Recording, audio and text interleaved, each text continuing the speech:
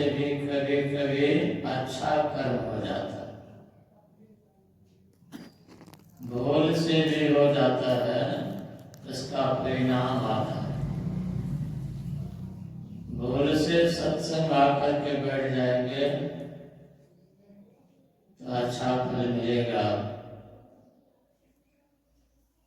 भूल से कुसंग में पड़ जाएंगे,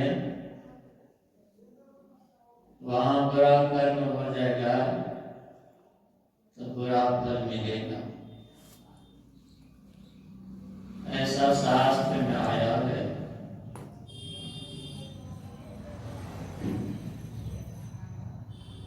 दोनों कर्म बंधन ही है, दोनों कर्म के अंतर्गत रहेंगे, बंधन में रहेंगे। जब तक बंधन में रहेंगे आवागमन होता रहेगा,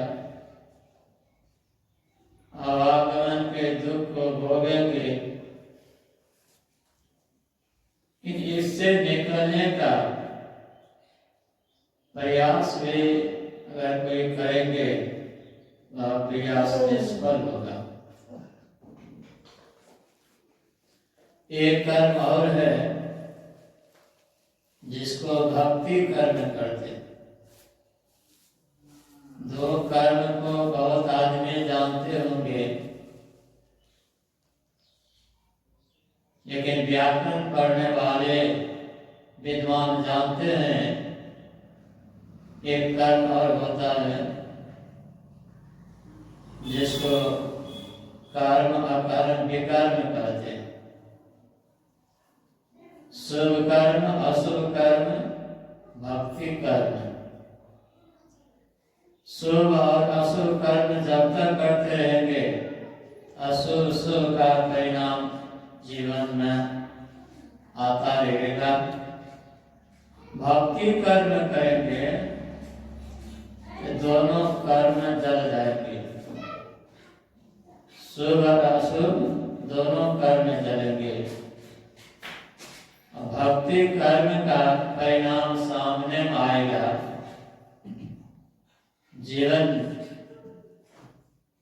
धन धन हो जाएगा, जीवन कृत हो जाएगा, जीवन सफल हो जाएगा, जीवन में शांति आ जाएगी। लेकिन मैंने पहले कहा कर्म से ही कोई महान होते हैं, कर्म से ही कोई महान होते हैं। आज देखिए कर्म से कोई प्रधानमंत्री पद को प्राप्त कर लिए, कर्म से ही कोई चपरासी बने हुए, कर्म से ही कोई शिक्षक बने हुए हैं, कर्म से ही उसी स्कूल में वही कोई आदमी चपरासी बने हुए हैं, कोई किराने बने हुए हैं। तो कर्म से ही जो बनने के चाहते हैं बन जाते हैं। कि मनुष्य जीवन में जो कर्म होना चाहिए वह कर्म को मनुष्य नहीं जानने का नहीं कर पाते।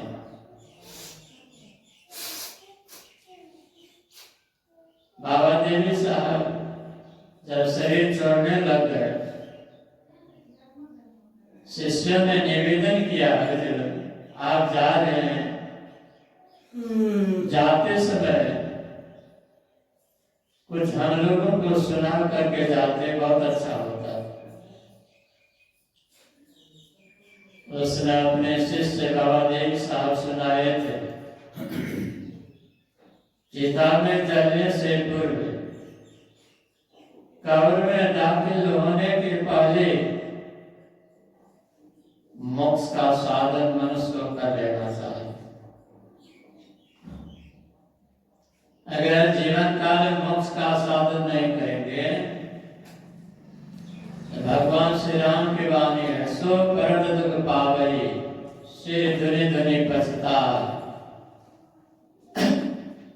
काल ही कर्म ही ईश्वर ही मिथ्या दोष लगा। दोष है अपना। मोक्ष साधन धाम वाला शरीर में आए हैं, मोक्ष का साधन नहीं करते हैं। साधन किए बिना शरीर को छोड़ करके जहां जाते हैं, वहां जब कर्म का फल सामने आता है तब पश्चाताप करते हैं, माथा को धोते हैं, ईश्वर को दोष देते हैं, कर्म को दोष देते हैं, समय को भी दोष देते हैं। पर समय का कोई दोष नहीं। समय किसी को मना नहीं करता है कि भक्ति मत करो। ईश्वर का भी कोई दोष नहीं। ईश्वर किसी को मना नहीं करते। कर्म भी किसी को मना नहीं करता। पर अज्ञान बस समय को दोष देते हैं, ईश्वर को दोष देते हैं, कर्म को दोष देते हैं। दोष है अपना। इसलिए जीवन काल में मोक्ष का साधन करना चाहिए, दुख से छूटने का कर्म करना चाहिए, सुख को प्राप्त करने वाला कर्म करना चाहिए। हम लोगों के गुरुवा जब शरीर से बाहर हो रहे थे, शरीर का त्याग कर रहे थे, भक्तगण समझ गए अब हम लोगों के आराम देव इस शरीर में नहीं रहेंगे, शरीर को छोड़ने के लिए चाहते हैं, क्योंकि अब शरीर अब जर्जर हो गया है, शरीर में कष्ट होता है। जो अज्ञान में रहते हैं उसको शरीर से मोह होता है, ममता। जिसके अंदर में ज्ञान हो जाता है उसको मोह नहीं होता। शरीर से कोई मोह नहीं, दुनिया से कोई मोह नहीं। अनावश्यक जग में रहो भाई, दमन करो इंद्रिय तो फिराई। गुरुवार को शरीर से मोह नहीं था, लेकिन हम लोगों को शरीर से मोह है। इस शरीर से हम लोग निकलने नहीं चाहते। कि जो संत महापुरुष होते हैं शरीर से कोई मोह नहीं, कोई आसक्ति नहीं, अनासक्त रहते। कौन? संत महापुरुष। हम लोगों को मोह रहता। परीक्षित को सुखदेव मुनि कथा सुना रहे थे, तो छठा दिन परीक्षित जी चिंतित हो गए, सूरत नीचे गिरने लगे, मन को संभाल नहीं पाए। सुखदेव मुनि समझ गए राजा परीक्षित का मन प्रवचन सुनने के लिए नहीं हो रहा है, राजा परीक्षित का मन नीचे गिर रहा है, उदास है, इसको अब कुछ संभाल करना चाहिए। राजा परीक्षित सुनो, मैंने कथा कहता, कथा सुनो। कथा का प्रसंग इस प्रकार सुनाए थे। राजन सुनो, एक राजा शिकार खेलने के जंगल गए, शिकार खेलते खेलते भटक गए, शाम हो गई, संध्या हो गई, एक ब्याह के घर पहुंच गए। पहले तो मन में था कि दीपक जो जल रहा है वो ऋषि मुनि का आश्रम होगा। जब गए तो पता चल गया ऋषि मुनि का आश्रम में ब्याह का आश्रम है, ब्याह का घर है। ब्याह से कहा भाई ब्याह, हम तो समझ रहे थे ऋषि मुनि का आश्रम है, लेकिन जैसा मैंने समझा वैसा मुझे मिला नहीं, लेकिन रहना है मुझे रात में उस जगह। तो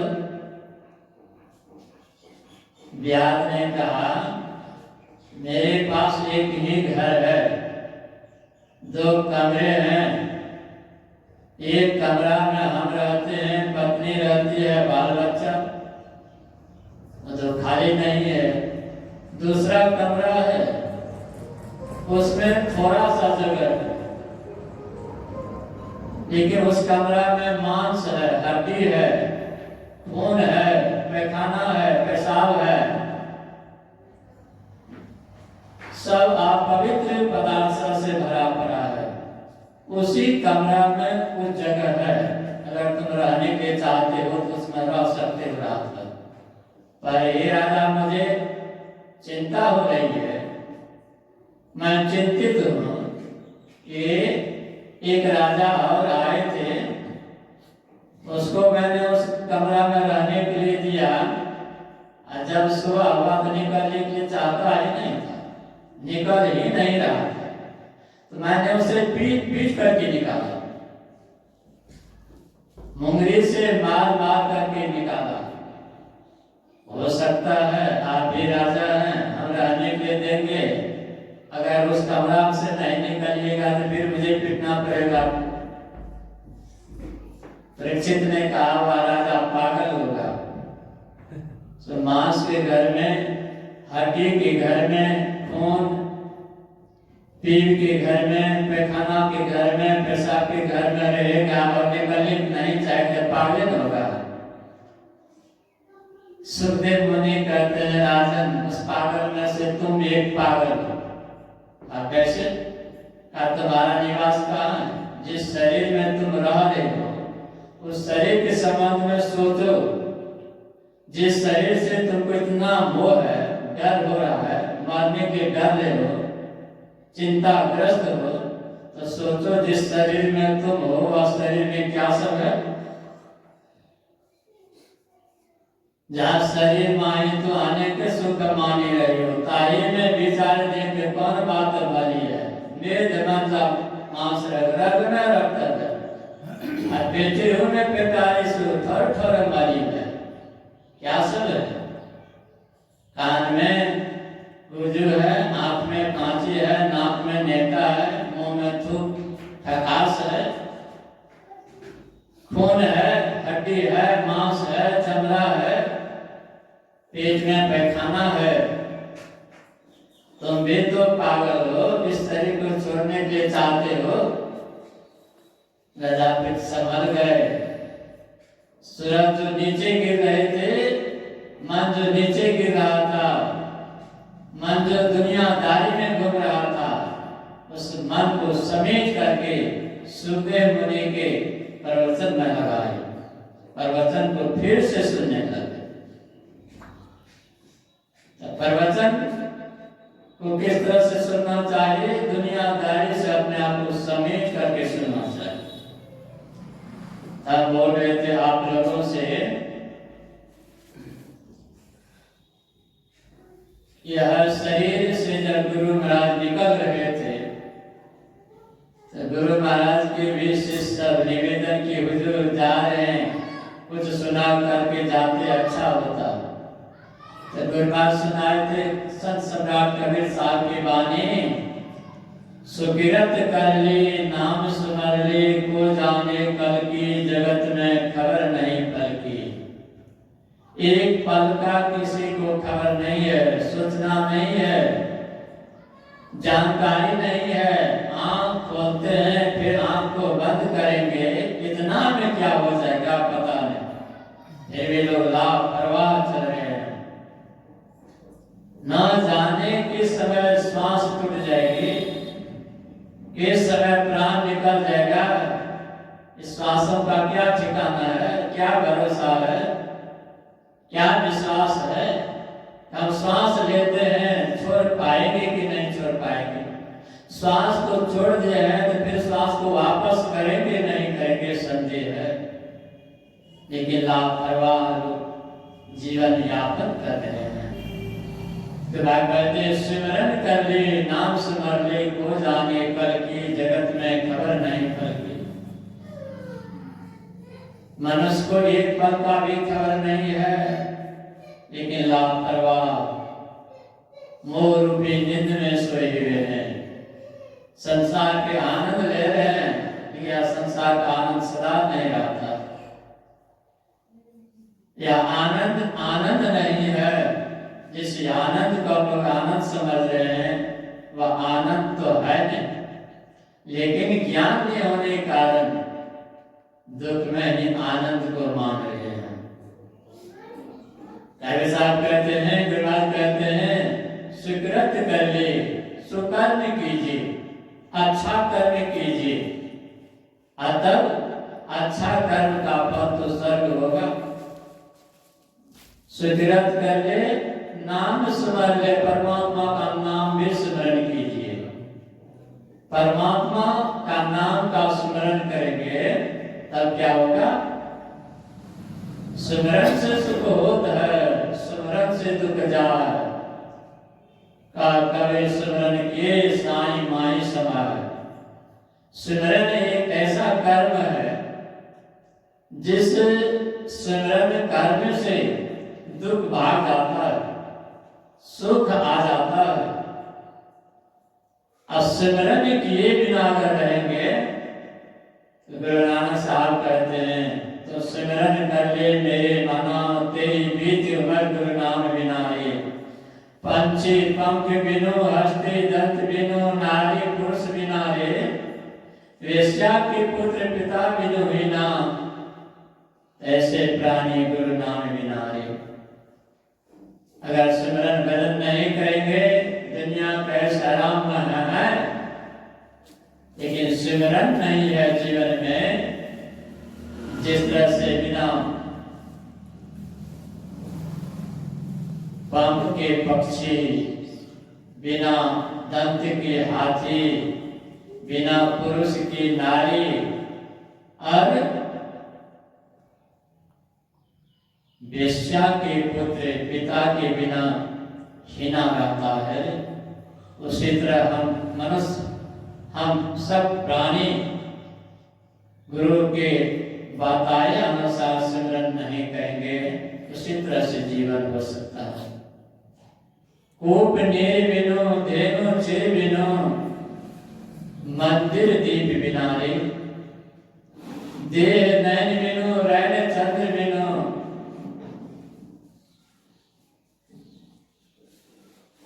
धरती मेघ बिना रे। सिमरन कर ले मेरे मना, तेरी बीत उमर गुरु नाम बिना रे। सिमरन से सुख होगा, सिमरन से दुख समाप्त होगा, और सिमरन करते करते जिसका सिमरन करेंगे उसको प्राप्त भी करेंगे। सिमरन से ही आदमी महान, और सिमरन से ही आदमी मेहमान बनते हैं। सिमरन दुनियादारी का सिमरन करेंगे, मेहमान बनेंगे, गुरु उपदेश स्तर का सिमरन करेंगे, महान बनेंगे। एक सेठ जी के जीवन में पूर्व जन्म का कृत्य कर्म का परिणाम आया। कुछ दिन तो जीवन ठीक ठाक चला, कुछ ही दिनों के बाद में इतना गरीब कि घर में खाने के अन्न नहीं, पहनने के वस्त्र नहीं, चलने के सवारी नहीं। मैं सुना हूं महापुरुष से, कर्म का परिणाम जब सामने आता है, अच्छा कर्म का परिणाम सामने आता है तो जीवन खिल जाता है। बुरा कर्म का परिणाम सामने आता है, जीवन विघ्न हो जाता है। तो सेठ के जीवन में बुरा कर्म का परिणाम सामने आया, धन धीरे धीरे समाप्त हो गया। इतना गरीब दोनों पति पत्नी घास काट करके बाजार में बेच करके जीवन यापन करते थे। संजोग इस पर की दया हो गई, गुरु महाराज की कृपा से सत्संग मिला, संतों का संग मिला, और उससे पूर्व उसको लक्ष्मी माँ दया करके सोना का थैला दी, हीरा का हार, लाल, ये सब के सब गायब होते गए। लेकिन जब सत्संग मिला सेठ को तो शुभ कर्म हो गया, अच्छा कर्म हो गया। तो कर्मदेव उसको 2 पैसे दिए। 2 पैसे लेकर के घर आए, बाजार गए, 1 पैसा से बाजार से सामान लेकर के आए, खाने पीने का सामान, 1 पैसा से मसाला ले लिए। अब भोजन बनाना है तो लकड़ी को तोड़ने ले गए। लकड़ी को तोड़ने ले गए तो जिस गाछ पर लकड़ी को तोड़ने ले गए थे उसी गाछ पर हार लटक रहा था, जो लक्ष्मी माई दी थी, सोना का हार मिल गया। सूखी लकड़ी भी तोड़ लिए, आए घर।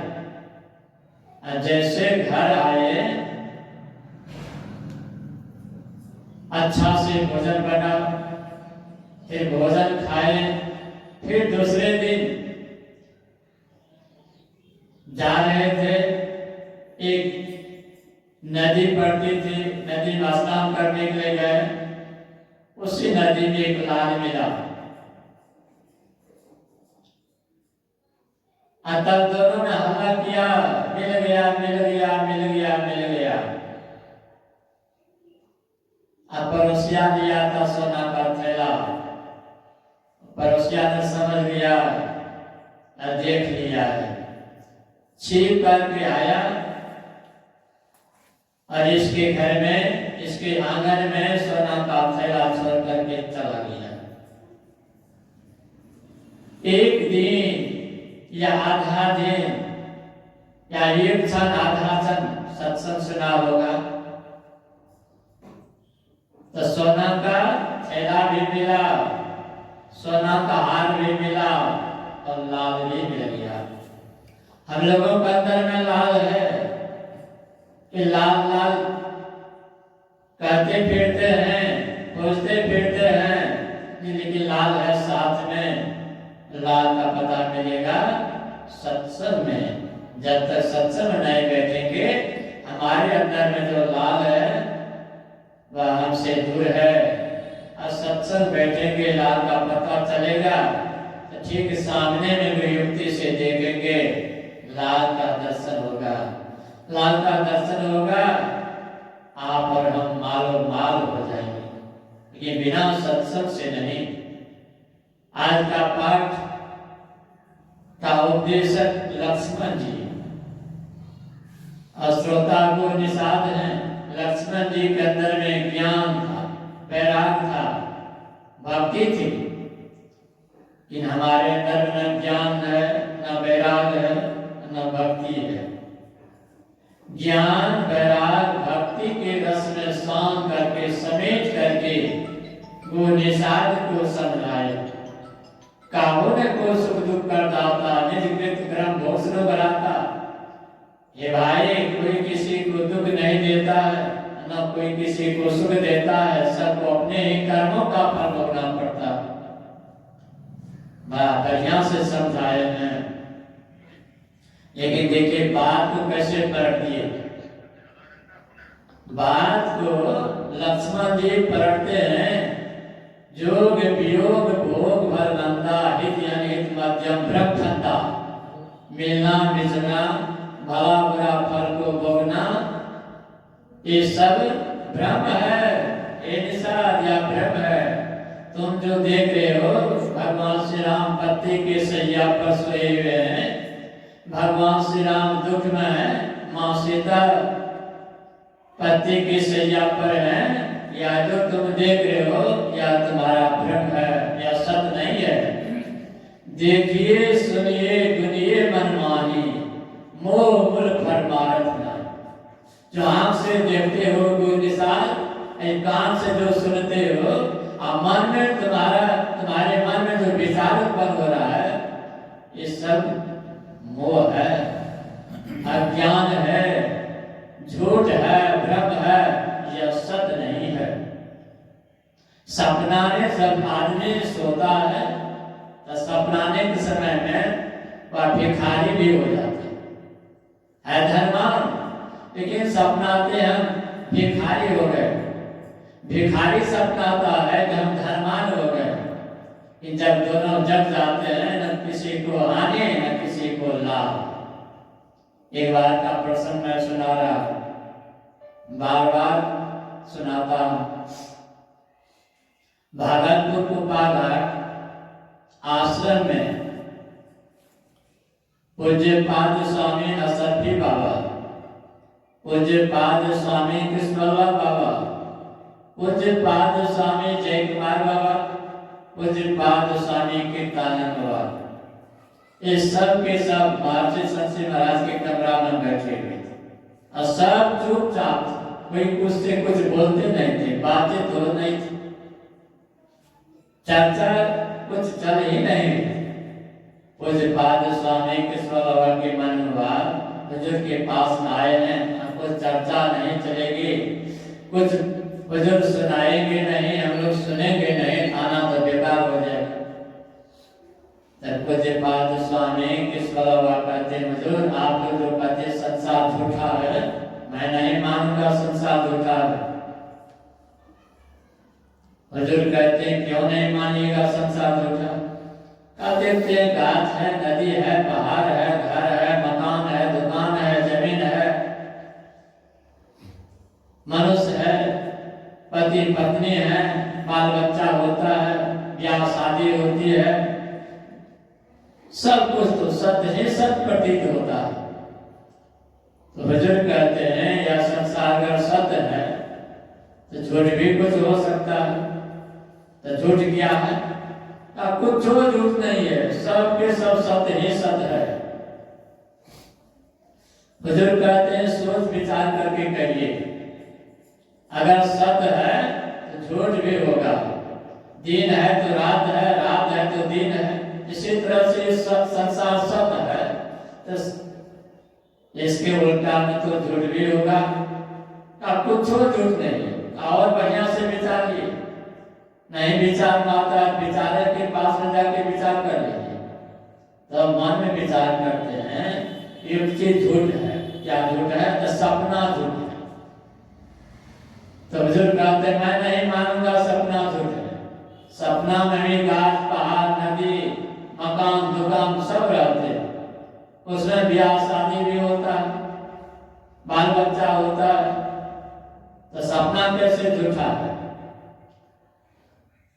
तब पूज्यपाद स्वामी कृष्ण बाबा कहते हैं हुजूर जब तक सपनाते हैं ना तब तक तो लगता है एकदम सत्य ही सत्य, जब जग जाते हैं तब झूठा हो जाता है। तो हुजूर कहते इसी तरह से जब तक आप मोह के नींद में रहेंगे, मोह रूपी नींद में सोए हुए रहेंगे, तब इस संसार को देखेंगे लगेगा सत्य है। अभी हम लोग मोह रूपी नींद में सोए हुए हैं, अनेक प्रकार के स्वप्न देख रहे हैं, मेरा मकान है, दुकान है, मेरी पत्नी है, मेरा बेटा है, बेटी है, दामाद है, नाती है, नातिन है, पोता है, पोती है, भाई है, बहन है, ये सब जो हम देख रहे हैं एक प्रकार का स्वप्न है। लेकिन यह स्वप्न रूपी नींद से जब मोह रूपी नींद से जब जगेंगे, यही जग जानने जाग ही जोगी। कौन जगते हैं संसार में? जोगी लोग जगते हैं। जोगी किसे कहते हैं? जो योग करते हैं। जो योगी जो करते उसको योगी कहना चाहिए। योगी के कपड़ा पहनने से, योगी के वेशभूषा बनाने से कोई नहीं योगी नहीं होते। गुरु नानक साहब ने कहा ये दृष्टि संसारी जाने, जोगी कहिए सोई। जोगी तो है जो दृष्टि के धार को जोड़ने में कुशल है, दृष्टि के धार को जोड़ते हैं या जोड़ने में कुशल हो गए हैं या जोड़ लिए हैं, वो जोगी हैं और अपने आप को जोगाते हैं। वही अपने आप को जोड़ते हैं, वो होते हैं जोगी। एक देश अति संसारी जाने जोगी कहिए सोई। तो जब तक संसार में रहेंगे, मोह रूपी नींद में सोए रहेंगे, तब तक स्वप्न की हालत में रहेंगे, ना लाभ होगा ना हानि। लेकिन गुरु महाराज कहते हैं, शिव नारायण स्वामी की वाणी है, आप लोग भी जानते हैं, निहारो यारो गुरु मूर्ति की ओर। यही भक्ति कर्म है।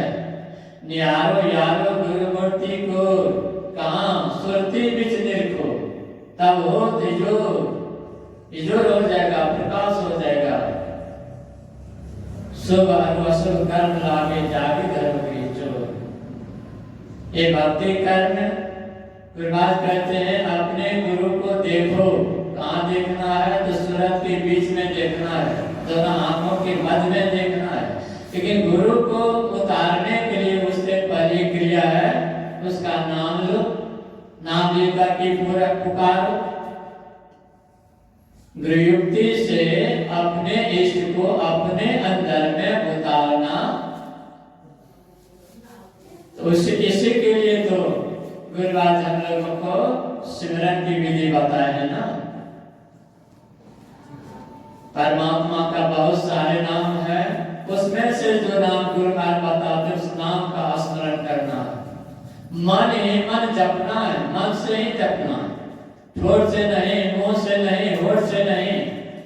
किसे जपना है? तो मन से जपना है। मन मानव जब एक प्रकार का साबुन है, जैसे साबुन से कपड़ा साफ करते हैं, कपड़ा साफ हो जाता है, उसी तरह से मानव जब से मन साफ होता है।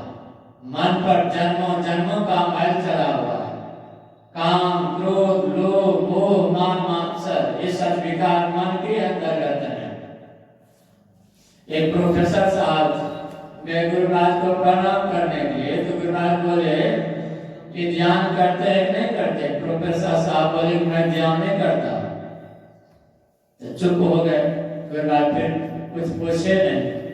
अब महर्षि संसेवार के साथ में जब घूमने के लिए निकले, तो प्रोफेसर साहब से कहते हैं महर्षि संसेवार कि गुरुराज को क्या गया, हम ध्यान नहीं करते हैं। कहाँ ध्यान नहीं करते हैं? नहीं करते। कैसे कहते गुरुराज को ध्यान करते, कैसे झूठ बोलते गुरुराज? तो फिर महर्षि संसेवार पूछते हैं ध्यान क्यों नहीं करते? तो उन्होंने कहा जब ध्यान में बैठते हैं ना, तो मन में वो विचार सब आने लगता है, जो नहीं आना चाहिए वो सब आने लगता है। एक बच्चिया ने कहा मुझसे, जो बीए पास विद्वान थी, उन्होंने कहा बाबा जब ध्यान पर करते हैं ना, तो जो मन में नहीं आना चाहिए वही सब आने लगता है, ध्यान करना बेकार है। तो प्रोफेसर साहब से बुजुर्ग कहते हैं आप कपड़ा कभी जीवन में साफ किए हैं? कितने बार किए? तो कपड़ा में साबुन लगाते हैं, पानी देते हैं, क्या निकलता है? गंदा निकलता है। ठीक उसी तरह से मानस जब रूपी साबुन मन पर लगाइएगा, तो मन में जो गंदा है, जन्मों जन्मों का गंदा बैठा हुआ है, वह निकलेगा। निकलते निकलते मन पूरा साफ हो जाएगा। जब दर्शन को चाहिए, दर्पण को मांजत रहिए। दर्पण में लागे काई, दरस कहाँ से पाई? मन मैला है, मन तो हरि का दर्पण है। मन जब तक साफ नहीं होगा, इसका दर्शन हो जाएगा, मानव ध्यान हो जाएगा।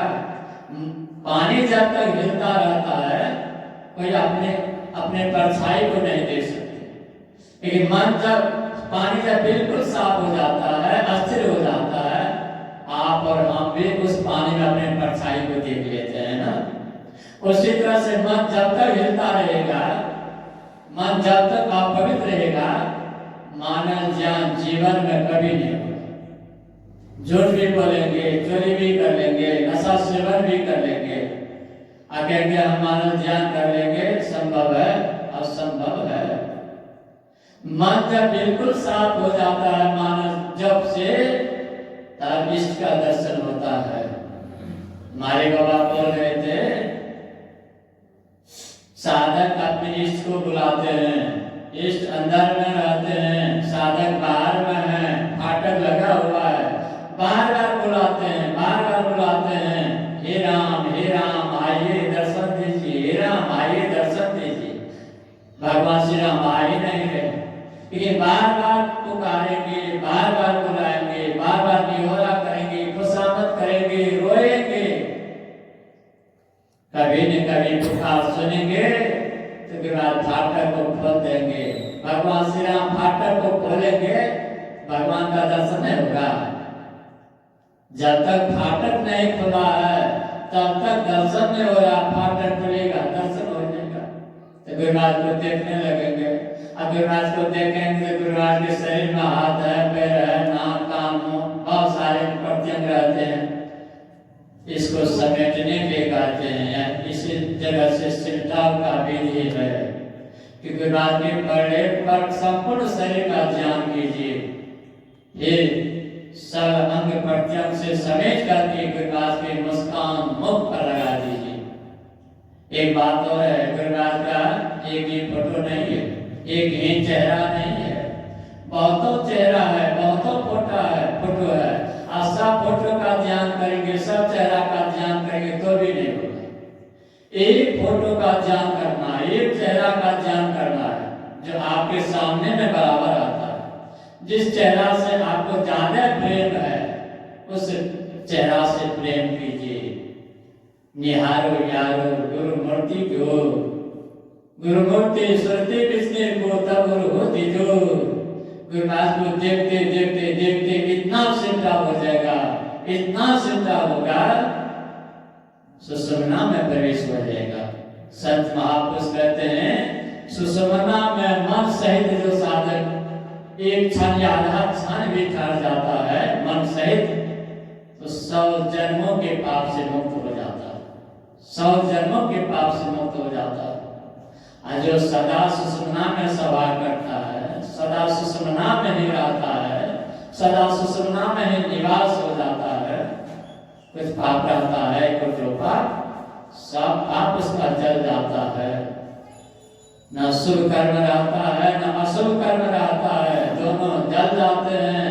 तब वहां से भक्ति कर्म आरंभ हो जाता है। इधर तो भक्ति का रिहर्सल होता है। जब सुषुम्ना में प्रवेश होगा वहां से भक्ति प्रारंभ है, वहां से सुख भी प्रारंभ हो जाता है। चलत पंथ सुख होत महा है, जहाँ झरझरते अमृत ध्वनि की नौका जारत हर भागी सुनते, सुनत लखत शुक्लात अनुभूति में ही प्रभु मिलते। सुबह के सत्संग में मैंने कहा था, जब तक शब्द अभ्यास नहीं होगा, शब्द का ध्यान नहीं होगा, कल्याण नहीं होगा। शब्द अभ्यास से, सुरक्षा योग से पूर्ण का दर्शन होता है। पूर्ण कौन है? परमात्मा। जब हम शब्द का अभ्यास करेंगे, सुरक्षा योग करेंगे, सब साधना करेंगे, पूर्ण का दर्शन हो जाएगा, अर्थात परमात्मा का दर्शन हो जाएगा, तो हम भी पूर्ण हो जाएंगे। जब तक पूर्ण परमात्मा का दर्शन नहीं होगा, कितना कुछ बन जाएंगे, संतोष नहीं होगा। लेकिन जब पूर्ण का दर्शन हो जाएगा तो हम पूर्ण हो जाएंगे, कोई चीज की कमी नहीं, सब व्यवस्था एक पास हो जाएंगे, सब व्यवस्था के साथ हो जाएंगे। लेकिन लोग व्यवस्था करते करते यहाँ से चले जाते हैं, व्यवस्था नहीं कर पाते हैं। सत्य महापुरुष का था, व्यवस्था मत कीजिए, व्यवस्था के पास में पहुंचिए। वह व्यवस्था हमारे अंदर में है, आपके अंदर में है, कहीं जाने की आवश्यकता नहीं है। घर में रहिए, परिवार के साथ में रहिए, कपड़ा भी लगाने की आवश्यकता नहीं है।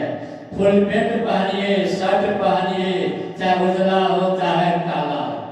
हमारे बाबा देव साहब काला पैजामा पहनते थे, फोटो में हम देखे हैं बाबा देव साहब को काला पैजामा, काला कुर्ता, कोई गरबा नहीं। लेकिन हम लोगों के गरबा पहनते थे तो गरबा प्रचलन हो गया। कोई जरूरी न है वेशभूषा बनाने का, कोई जरूरी नहीं घर छोड़ने का, कोई कोई जरूरी नहीं मठ मंदिर जाने का, कोई जरूरी नहीं है जंगल जाने का। निज धन में खुश सचन बाहर में बजना, अपने ही घट में हरि है अपने में बजना। आप और हमारे अंदर में परमात्मा है और उस परमात्मा को प्राप्त करने का मार्ग अंदर में है। चाहे वह कौन जाति का हो, चाहे निम्न जाति का हो, चाहे स्त्री हो, चाहे पुरुष हो, चाहे गरीब हो, चाहे अमीर हो, चाहे ब्राह्मण हो, चाहे चंडाल हो, कोई भी हो, सबके अंदर परमात्मा ही व्यवस्था किए हैं